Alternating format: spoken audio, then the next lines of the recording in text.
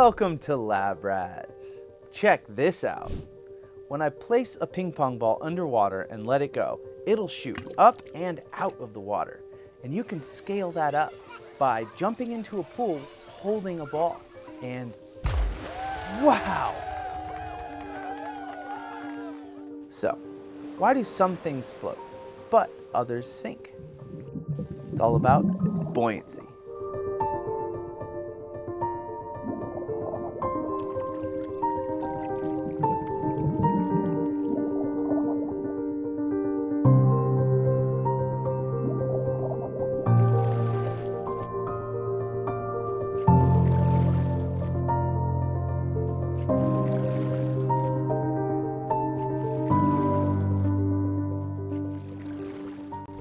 You might be thinking that light objects float, while heavy objects sink. But that's not the real picture. Objects float because water is heavy, weighing in at 8 pounds per gallon. So, if you ever need some dumbbells for a home workout, just lift some water.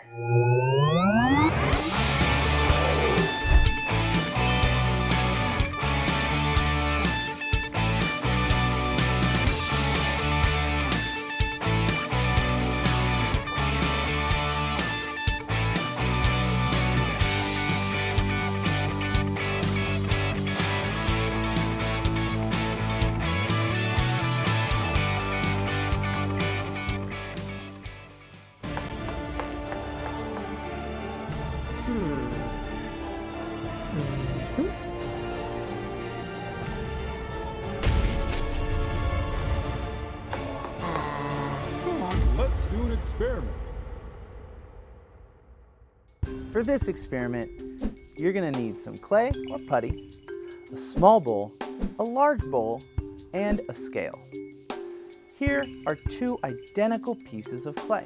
I've shaped one into a boat, the other just into a ball. You'll notice that the boat floats, but the ball sinks. The shape of the object plays a big role in its buoyancy. Now, take your clay and shape it into a boat. First, weigh your boat and write it down. Next, place your small bowl inside your large bowl and fill it all the way up to the very top. So when you place your clay boat onto the water, the displaced water will fall into the larger bowl. Place your boat in.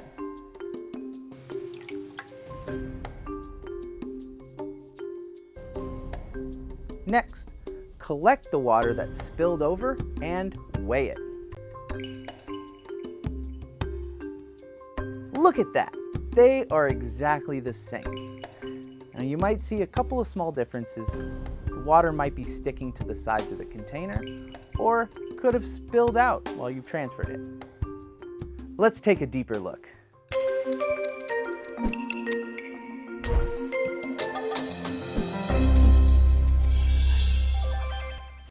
Unpeeled oranges float.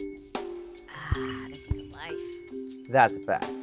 Now I've marked this orange right where it meets the surface of the water. Now what do you think will happen if I cut off the top? No, I'm just an orange. I have a wife and kids. Will it sink? Nah, that wasn't so bad. No, it actually floats higher because it has less weight, and it doesn't have to displace as much water to float. Once the amount of water displaced is as heavy as the object itself, then it'll float. Now this property doesn't just exist in water, but it also exists in air.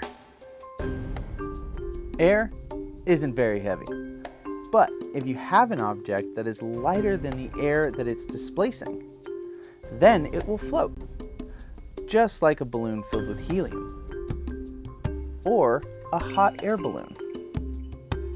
But let's jump back into the water for a second. If an object floats, it's positively buoyant.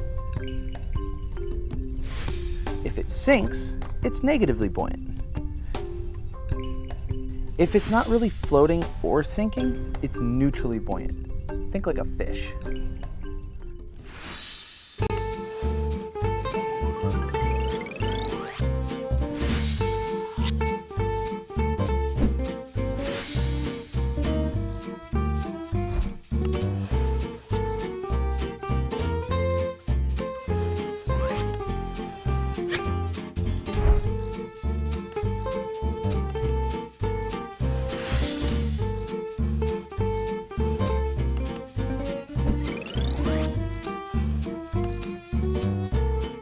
For this experiment, all you'll need is a plastic bottle, a straw, the bendy straws work best, 2 paper clips, scissors, and a ruler. Now that you have your material... Hey, big guy, a little help, please? Thanks. Let's start building. First, grab your straw. You want to bend it over, and you want each end to be about 3/4 of an inch long. So use your ruler, mark it up, and then cut it.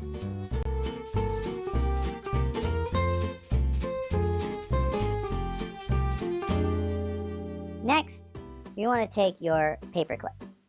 You want each of the open ends of your paper clip to go in each end of your straw.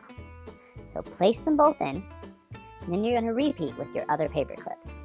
Each end of your paper clip goes in each end of your straw. You want it to float, so you're going to want to drop it in gently. If it's not floating, could be that you dropped it in a little hard and air did not get trapped. Or could be you have a hole in your straw, in which case you're actually going to have to start over and use a new straw. Once it's floating, you can cap up your water bottle, make sure it's nice and tight, and then you can give it a good, hard squeeze. And then you can watch that diver sink. When you release it, it'll float back up.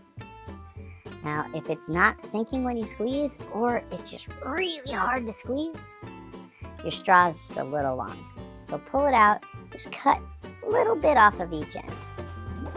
Great! You've made your Cartesian diver. But how does it work? Well, when you squeeze, you're increasing the pressure, which compresses the air inside of the straw, filling it up with water, makes it heavy and negatively buoyant so it sinks. When you release the pressure, it expands back out, becomes positively buoyant, and floats. If you can squeeze just right, it'll be neutrally buoyant and it won't sink or float. That's actually how fish, dolphins, whales, submarines, even scuba divers control their depth underwater. I hope you enjoyed learning about the mysterious force that keeps us all afloat. Buoyancy. When a boat floats, it's because the weight of the water displaced is equal to the weight of the boat.